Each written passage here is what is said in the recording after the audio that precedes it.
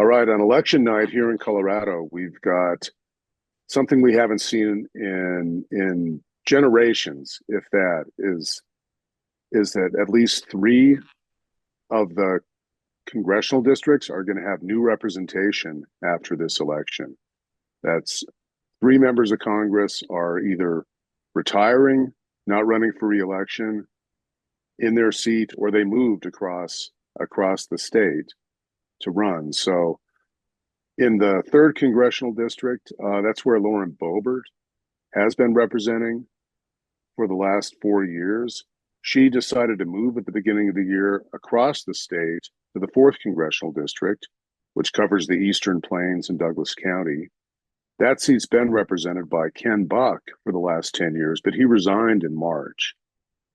So Lauren moved over there because she looked at the prospects and thought she'd have a tough bid for re-election coming up. So she moved.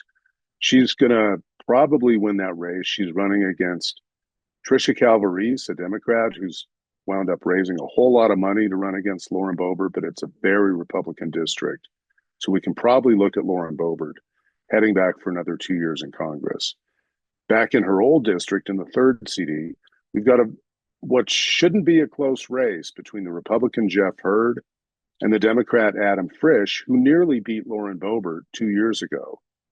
That's a Republican-leaning district, but Adam Frisch, he's been shattering fundraising records for the last year and a half, from the time he was running against Lauren Boebert through the election now when he's running against Jeff Hurd.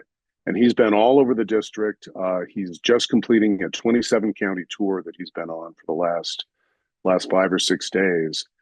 And I think if we're going to see any surprises on election night here in Colorado, that might be it. Adam Frisch, who came within 546 votes of beating Lauren Boebert 2 years ago, could be the headline again out of Colorado on Tuesday night. We'll have to see what happens there.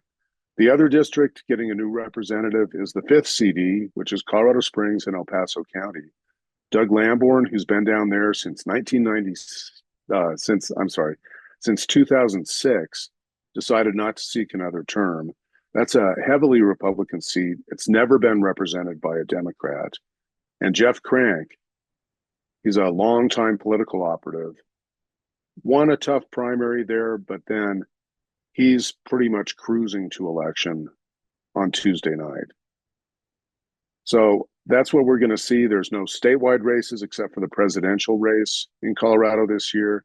Most of the action is in these congressional races, and it's in these three congressional races where there's going to be new representatives. But there's also the toss-up 8th congressional district represented by Yadira Caraveo. That's north of Denver in the suburbs, running from Thornton up to Greeley. That's possibly one of the most competitive congressional races in the country.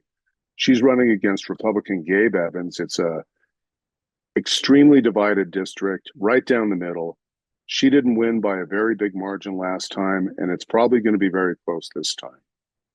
So, that's one where we'll just have to see what happens on election night. The 2024 election ballot in Colorado this year is long and extensive, with 14 ballot measures, multiple state races, congressional races, as well as your local races in multiple counties. We have a dozen journalists from the Denver Gazette as well as Colorado Politics covering all of these races to bring you the results up to date and to the minute on Tuesday night. Please follow us on denvergazette.com as well as coloradopolitics.com for analysis, results, and all of your election questions.